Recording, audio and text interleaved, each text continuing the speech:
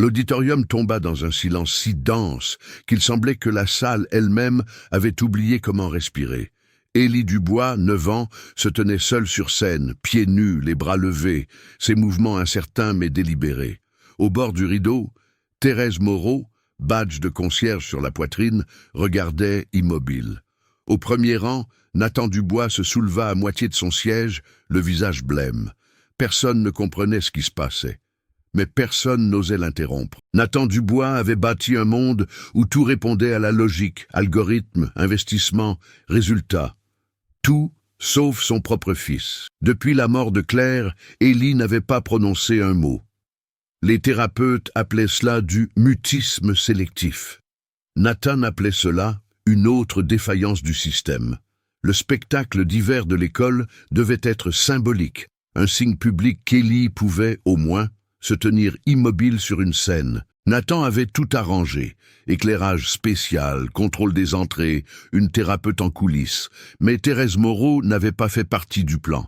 Il ne savait même pas qui elle était, juste qu'elle avait retiré ses gants et hoché la tête vers Élie quelques secondes avant que le garçon ne s'avance. Maintenant, alors que son fils bougeait sans guide, Nathan voyait la structure qu'il avait imposée à leur vie commencer à trembler. C'est l'histoire de la façon dont un homme obsédé par le contrôle a fait face à quelque chose qu'il ne pouvait pas prédire et a découvert une vérité qu'aucune machine ne pouvait mesurer. Mais à cet instant, il n'avait aucune idée de ce qui allait suivre. Nathan Dubois ne croyait pas au hasard. Ses matinées commençaient à 5h100 précises.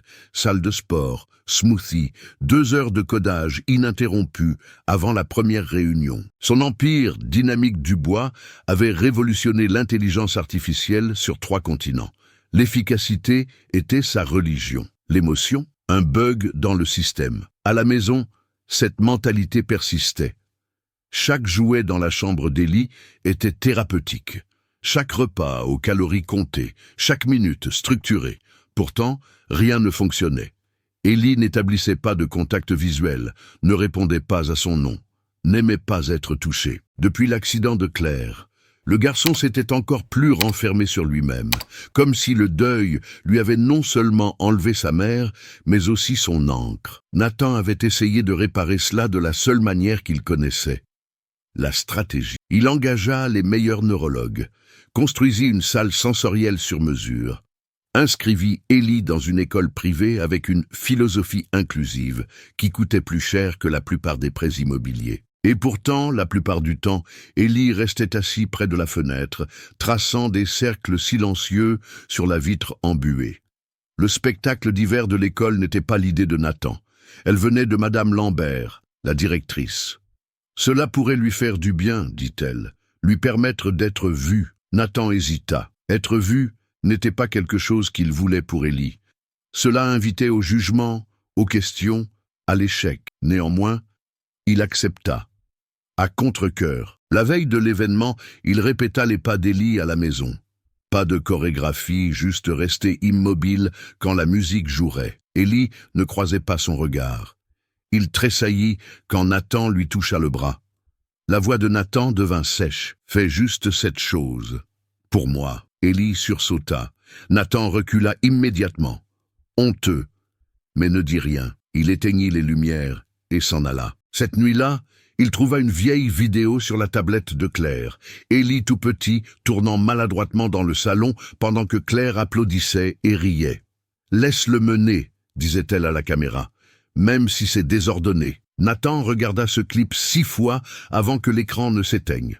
Le lendemain, il était assis dans l'auditorium de l'école, regardant d'autres parents applaudir, sourire, appareil photo de téléphone, rire, que du bruit, que du chaos. Puis vint le segment spécial, les enfants avec des différences d'apprentissage. Élie se tenait en coulisses, agrippée au rideau. Et à côté de lui, dans un uniforme de concierge délavé, se trouvait Thérèse Moreau. C'est là que tout commença à se fissurer. Le rêve de Nathan était simple, du moins le croyait-il, qu'Élie fonctionne, qu'il reste assis tranquillement, qu'il hoche la tête au bon moment, qu'il cesse de mettre les gens mal à l'aise. Ce rêve avait une forme, un calendrier, un résultat mesurable. Il ne rêvait pas qu'Élie soit heureux, il rêvait qu'Élie soit gérable. Dans les semaines précédant le spectacle, Nathan transforma leur appartement en centre d'entraînement. Fiches, boucles de répétition, jetons de récompense. Il étudia la thérapie comportementale comme s'il bachotait pour une présentation à des investisseurs. Élie endurait cela en silence. Pas de crise de colère, pas de progrès non plus. De temps en temps, il jetait un coup d'œil vers le placard, où les foulards de Claire étaient toujours suspendus. Intacts. Nathan le voyait, mais ne demandait jamais pourquoi. 2 jours avant l'événement, lors d'une dernière répétition, Élie tomba soudainement par terre et se roula en boule. Son corps se raidit. Ses doigts s'agitèrent rapidement dans l'air. Une crise. Nathan se figea. « Élie, arrête, s'il te plaît. Tout va bien. Lève-toi, c'est tout. » Élie se mit à fredonner, un son bas et bourdonnant qui fit vibrer la pièce. La voix de Nathan s'éleva. « J'ai dit arrête !» C'est alors que Thérèse Moreau entra dans la salle de classe. Elle n'était pas censée être là. Elle lavait le couloir et avait entendu le fredonnement. Sans un mot, elle entra, s'accroupit à côté d'Élie, à sa hauteur, et sortit un foulard de sa poche. Tissu doux, couleur vive. Doucement, elle le laissa se balancer devant lui. Élie cessa de fredonner. Ses doigts suivirent le mouvement. Elle ne le toucha pas, ne parla pas, suivit simplement son rythme jusqu'à ce que sa respiration ralentisse. Nathan se tenait là, la mâchoire serrée, ne sachant s'il devait la remercier ou appeler la sécurité. « Qui êtes-vous » demanda-t-il sèchement. « Juste la concierge » répondit-elle sans broncher, pliant le foulard et se levant. « Vous ne devriez pas vous en mêler. » Thérèse haussa un sourcil. « Je ne savais pas que calmer un enfant était s'en mêler. » Mbessitulul. Nathan ne répondit pas. Le contrôle auquel il s'accrochait semblait inutile. Le lendemain matin, il déposa une plainte. Thérèse fut réaffectée au service de nuit. Quand Élie remarqua qu'elle n'était pas là, il refusa de sortir de la voiture. Il fallut 30 minutes, 2 assistants et beaucoup de pots de vin pour le faire entrer. Nathan regarda son fils s'éloigner, traînant ses doigts le long du mur de briques. Le son, rauque et grinçant, résonna plus fort que toute autre chose ce jour-là. Il croyait toujours qu'il pouvait arranger ça, avec suffisamment de ressources, suffisamment de structure.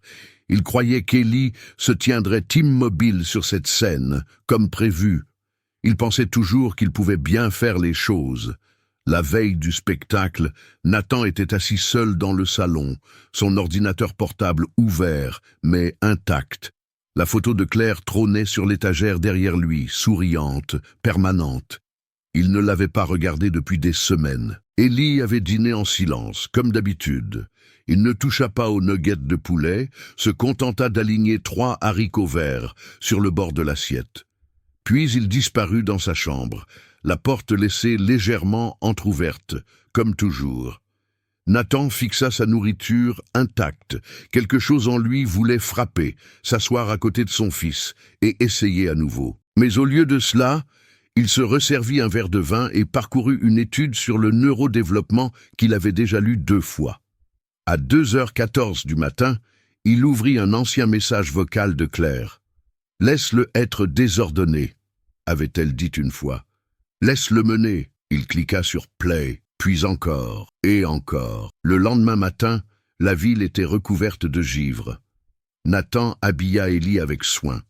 Chemise douce, sans étiquette, pantalon élastique, casque anti-bruit. Il parlait doucement mais avec urgence, comme s'il négociait un accord fragile. Élie continuait de fixer la fenêtre. « Tu vas très bien t'en sortir », dit Nathan, ajustant le foulard. Un de Claire. « Souviens-toi juste de ce que nous avons répété. » Mais Élie ne hocha pas la tête, ne cligna pas des yeux, ne bougea pas.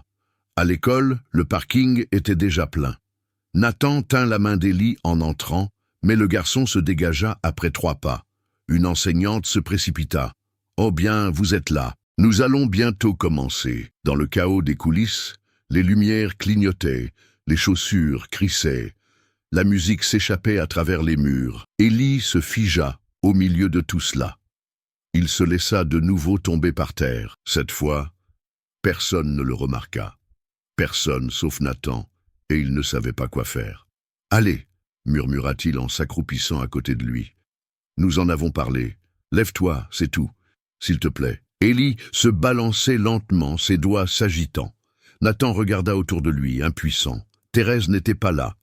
Il tendit la main pour toucher l'épaule d'Élie, juste au moment où le garçon poussa un cri soudain et aigu. Les gens se tournèrent. Une enseignante s'approcha avec un porte-bloc. « Ce n'est pas grave, il peut sauter cette partie si c'est trop pour lui. » Nathan sentit sa gorge se serrer. « Non, dit-il. Il va bien. » Ce n'était pas le cas. Quelques minutes plus tard, les lumières s'estompèrent. Nathan était assis dans le public, son costume impeccable, la mâchoire crispée. Depuis les coulisses, il pouvait voir Élie toujours accroupi. Le spectacle commença. Musique, costume, parents applaudissant. Élie n'avait pas bougé. Nathan le fixait, voulant ardemment qu'il se lève, voulant que quelque chose, n'importe quoi, se mette en place. Mais rien ne se produisit. Et puis, Élie avait disparu des coulisses. La panique monta dans la poitrine de Nathan. Il se leva, se dirigea vers l'allée latérale, balaya la pièce du regard. Disparu. Il se déplaça rapidement, ignorant les chuchotements et les regards. Vérifia le couloir, les toilettes, le hall. Rien. Dehors, le froid le frappa comme une gifle. Il trouva Élie près du mât du drapeau. Pas de manteau, pas de gants, juste le foulard serré autour de son cou. Et à côté de lui, assise tranquillement sur le trottoir, se trouvait Thérèse Moreau. Elle ne dit rien. Elle ne regarda pas Nathan. Élie dessinait quelque chose avec son doigt sur le trottoir couvert de givre, des formes que lui seul comprenait. Nathan s'approcha, les poings serrés. « Qu'est-ce que vous faites ici ?» lança-t-il. Thérèse ne répondit pas. Elle plongea simplement la main dans sa poche et sortit le même foulard doux que les jours précédents. Elle le tendit à Élie, qui le toucha avec respect. La voix de Nathan se brisa. Il était censé être sur cette scène. Thérèse le regarda enfin. Il est sur une scène, juste pas celle que vous avez construite. Le silence tomba entre eux. Élie se pencha légèrement contre elle, un geste de confiance que Nathan n'avait pas vu depuis des années. Et à cet instant, en regardant son fils trouver du réconfort auprès d'une étrangère, Nathan sentit quelque chose s'effondrer en lui. Pas de la colère, ni même de la honte, mais une sorte de perte creuse qu'il ne pouvait nommer. Il avait toutes les réponses, tout l'argent. Et pourtant, son fils avait disparu juste devant lui et était réapparu en présence de quelqu'un qu'il avait essayé d'effacer. Avez-vous déjà eu l'impression de tout faire correctement, pour finalement réaliser que vous aviez manqué la seule chose qui comptait vraiment? Partagez votre histoire dans les commentaires.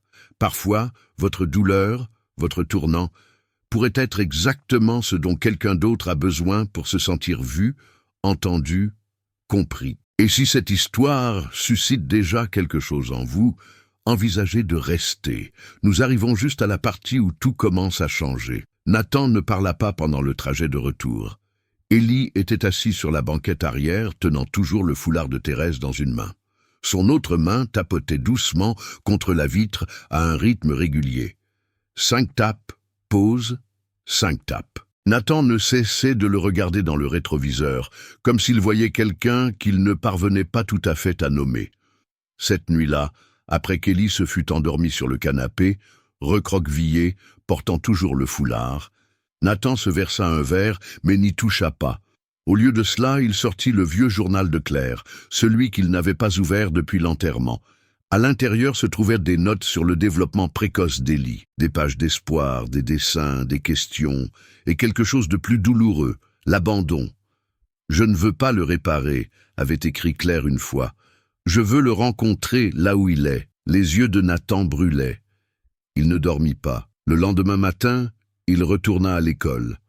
Pas pour parler à une réunion, pas pour menacer d'une action en justice. Il se tint simplement devant l'entrée de service, tenant une tasse de café. À 6h47, Thérèse arriva. Elle le vit, ne broncha pas, continua simplement à marcher. « Je l'ai observé hier soir, » dit Nathan. « Là-bas, près du mât, vous n'avez pas parlé, vous ne l'avez pas touché, mais il s'est penché contre vous. » Thérèse s'arrêta. « J'ai eu des médecins, des données. Et des diagnostics pendant des années, continua Nathan. Aucun d'eux n'a jamais réussi à lui faire ça. Il m'a fait confiance, dit-elle. C'est tout. Je ne sais pas comment mériter ça. Commencez par ne pas le considérer comme un problème. Nathan ne discuta pas. Pour une fois, il n'avait pas de défense préparée. Il a un rythme, ajouta-t-elle. Il n'est pas cassé, ce n'est juste pas le vôtre. Nathan baissa les yeux, puis lui tendit la tasse. Noir, sans sucre. Le préféré de Claire. Thérèse la prit, hocha la tête, puis entra. Plus tard cette semaine-là, Madame Lambert appela. Il y a une autre représentation prévue pour le mois prochain, dit-elle. Celle qui est sensoriellement adaptée. Moins de monde, pas de micro. Nous pouvons l'annuler si c'est trop. Non, interrompit Nathan, laissez-le choisir. Ce dimanche-là, il laissa la télévision éteinte.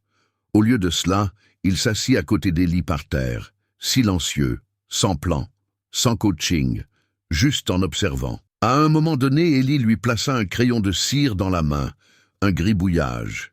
2 formes, une rouge, une bleue. Elles ne signifiaient rien.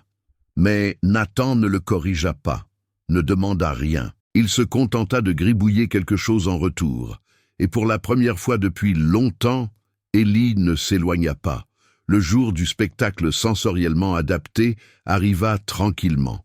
Pas de bannière, pas de lumière. Juste un cercle de chaises dans le gymnase de l'école, des tapis de sol moelleux, et un haut-parleur diffusant de la musique lo-fi à un volume à peine supérieur à un murmure. Nathan était assis dans un coin, sans téléphone, sans porte-bloc, juste en observant. Élie entra lentement dans l'espace, le scrutant comme un paysage. Son casque était enlevé. Thérèse se tenait à proximité, ne guidant pas, juste présente. Puis quelque chose d'inattendu se produisit. Élie se dirigea vers le centre de la pièce, prit un ruban de soie dans une petite boîte et commença à bouger. Pas de manière déchaînée, pas maladroitement, avec intention. Il tourna une fois sur lui-même, fit une pause, puis étendit la main en un lent arc de cercle. Un autre enfant se joignit à lui, puis un autre. Personne ne les dirigeait, mais Élie était au centre, et il le suivait. Le souffle de Nathan se coupa dans sa poitrine. Il ne comprenait pas ce qui se passait, mais il n'en avait pas besoin. Élie ne se produisait pas, il s'exprimait. Nathan se souvint des mots de Claire tirés d'un enregistrement oublié. Il ne parle pas comme nous, mais il parle. La pièce ressemblait à un sanctuaire. Pour la première fois, le monde d'Élie ne ressemblait pas à un champ de bataille d'attente. Il ressemblait à un foyer. Après la fin de la séquence, les enfants retournèrent tranquillement à leur place. Pas d'applaudissements, juste de doux sourires. Élie vint vers Nathan et lui plaça le ruban dans la main. Nathan le regarda comme s'il était en verre. « C'est toi qui as fait ça », murmura-t-il. Élie ne réagit pas, mais il ne s'éloigna pas non plus. Plus tard, Thérèse s'approcha de lui près des portes du gymnase. « Impressionnant », dit Nathan, la voix basse. « Pas vraiment », répondit-elle. « Il l'a toujours eu en lui. Vous ne l'avez simplement jamais vu. » Nathan hocha lentement la tête. « Parce que j'étais trop occupé à essayer de construire la version de lui que je voulais. »« Non », corrigea-t-elle. « Vous essayez de construire la version de vous qui pourrait lui survivre. » Cela le frappa durement. Nathan ne répondit pas. Il ne le pouvait pas. Mais en regardant à nouveau le ruban dans sa main et le garçon qui empilait maintenant calmement des blocs de yoga au bord de la pièce, il comprit. Le contrôle ne l'avait jamais rapproché d'Élie. Mais la présence le pourrait. Le ruban resta sur la table de chevet de Nathan pendant des jours. Il se surprit à le fixer plus d'une fois, comme s'il contenait des instructions qu'il ne pouvait déchiffrer. Il annula 2 réunions d'investisseurs la semaine suivante, quelque chose qu'il n'avait pas fait depuis des années. Au lieu de cela, il s'asseyait dans la bibliothèque de l'école pendant les séances d'art d'Élie, silencieux, observant. Un après-midi, Thérèse passa devant lui dans le couloir. Il la suivit. « Avez-vous déjà l'impression d'avoir manqué quelque chose d'important? Et maintenant, il est trop tard pour rattraper le coup ?» demanda-t-il. Elle ne répondit pas tout de suite. Elle ouvrit simplement un placard à fournitures et lui fit signe de la suivre. À l'intérieur se trouvaient des étagères de pots de peinture, de vieux foulards, des puzzles avec des pièces manquantes. Thérèse montra une affiche de travers sur le mur. Le progrès n'est pas linéaire, la guérison non plus. Vous pensez que je lui ai fait du mal, dit Nathan. Je pense que vous avez essayé, répondit-elle. Mais parfois, essayer ressemble à du contrôle. Et les enfants comme Élie ne répondent pas au contrôle. Ils répondent au fait d'être vus. Il s'assit sur un seau renversé. J'ai passé 2 ans à parler de lui, aux médecins, aux spécialistes, mais jamais à lui. Thérèse hocha la tête. Alors il est peut-être temps de commencer. Ce soir-là, Nathan prépara lui-même le dîner. Des crêpes, le plat préféré d'Élie, brûlé d'un côté, inégal de l'autre. Quand il posa l'assiette, Élie cligna des yeux en la regardant, puis prit un morceau avec ses doigts. Nathan ne le corrigea pas, ne l'incita pas à utiliser une fourchette. Il s'assit simplement. Au milieu du repas, Élie fit glisser un crayon de cire sur la table. Nathan le prit, gribouilla quelque chose sur la serviette en papier, un carré, un triangle. Élie regardait, puis ajouta un tourbillon de verre sur le coin. Cela ne signifiait rien, cela signifiait tout. Plus tard, en pliant le linge, Nathan trouva un des vieux carnets de Claire cachés sous l'oreiller d'Élie. À l'intérieur se trouvèrent des dessins, certains familiers, d'autres non. Mais un le prit par surprise. Un bonhomme allumette tenant la main d'un plus petit bonhomme, tous deux entourés d'un cercle rouge. Un troisième personnage aux cheveux longs se tenait à proximité, souriant. Nathan traça les lignes de crayon avec son doigt. Était-ce Claire? Élie? Lui? Ou était-ce un monde où ils existaient tous encore, juste pas comme il l'avait imaginé? La porte grinça. Élie se tenait là, pieds nus, le foulard autour du cou. Il ne dit pas un mot, mais il hocha la tête. Et Nathan, enfin, hocha la tête en retour. 3 semaines plus tard, Nathan retourna à l'école. Cette fois, avec un morceau de papier plié dans sa poche et une oppression dans la poitrine qu'il n'avait pas ressentie depuis l'enterrement de Claire. Il n'entra pas par l'entrée principale. Au lieu de cela, il se dirigea vers le parking latéral, où l'équipe de maintenance se garait habituellement, où Thérèse arrivait habituellement. Il attendit. Quand elle le vit, elle s'arrêta, les yeux plissés. « Vous êtes en avance. J'ai apporté quelque chose, » dit-il en lui tendant le papier plié. C'était une lettre, manuscrite, pas de logo d'entreprise, pas de ligne de signature, juste les mots de Nathan.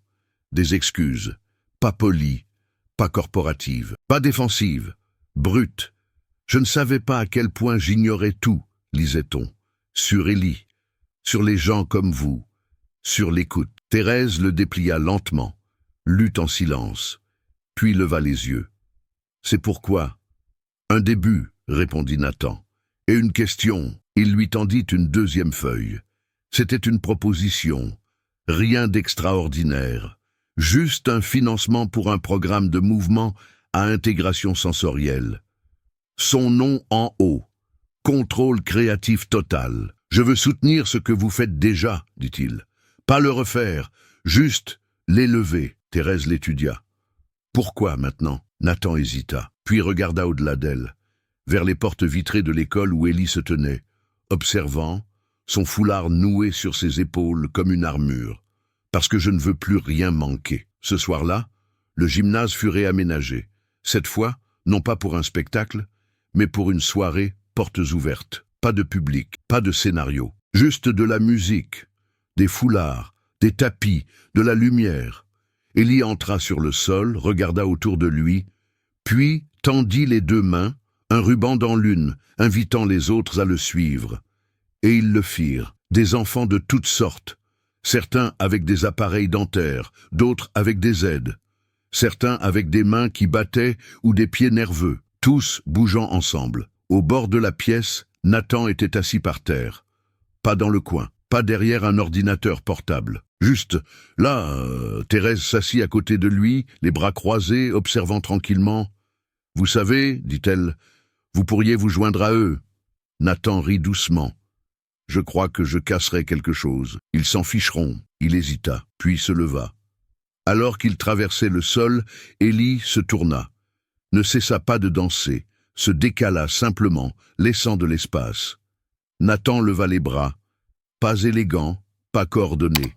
mais imita le rythme de son fils. Lent, doux, présent, ils bougèrent ensemble, pas en synchronisation, mais en résonance. Après 1 minute, Élie s'avança et pour la première fois tendit la main. Pas pour être guidé, pour la connexion. Nathan prit sa main. Personne n'applaudit, personne ne filma, pas de projecteur. Juste un garçon, un père et une pièce qui leur laissait de la place à tous les deux. Le silence était plein cette fois, pas lourd, mais vivant. Et dans cette immobilité, Nathan Dubois, l'homme qui avait autrefois essayé d'acheter des solutions, comprit enfin ce que Claire avait voulu dire. Laisse-le mener. Et il le fit. 6 mois plus tard, le programme conçu par Thérèse, Mouvement sans parole, avait un lieu permanent dans l'aile rénovée de l'école. Le panneau à l'extérieur ne portait pas le nom de Nathan, il portait celui d'Élie. À l'intérieur, les enfants bougeaient librement. Pas de miroir, pas de pression, juste de la couleur, de la musique, du rythme et du souffle. Nathan assistait souvent aux séances, pas en tant que bienfaiteur, pas en tant que conférencier invité, juste le papa d'Élie. Il ne posait plus de questions sur les étapes importantes. Il remarquait plutôt les moments. Un sourire quand Élie mettait un foulard autour des épaules d'un nouvel élève. Une pause quand Élie attrapait un tambour au lieu de tressaillir à son son. Le progrès n'était pas linéaire, mais la connexion, la vraie connexion, était constante. Nathan ne voyait plus Élie comme un problème à résoudre. Il le voyait comme une personne à côté de laquelle marcher. Il apprit à parler le langage d'Élie. Silence, mouvement, patience. Un après-midi, en rangeant des fournitures, Thérèse demanda « Votre ancienne vie vous manque ?» Nathan réfléchit un instant, puis secoua la tête. « Non, dit-il. Je crois que je suis enfin arrivé dans celle-ci. » L'homme qui mesurait autrefois tout en indicateurs et en valeurs marchandes trouvait maintenant du sens dans des choses qui ne pouvaient être représentées graphiquement. Un regard, un hochement de tête, un rythme partagé entre 2 personnes qui ne parlaient presque jamais, mais qui, d'une manière ou d'une autre, se comprenaient toujours. Parce que la plus grande percée de sa vie n'était pas venue d'une invention. Elle était arrivée au moment où il avait cessé d'essayer de diriger et avait commencé à apprendre à suivre. Peut-être avez-vous connu quelqu'un comme Élie, quelqu'un qui ne parlait pas comme le monde s'y attendait, mais qui avait quand même quelque chose de puissant à dire.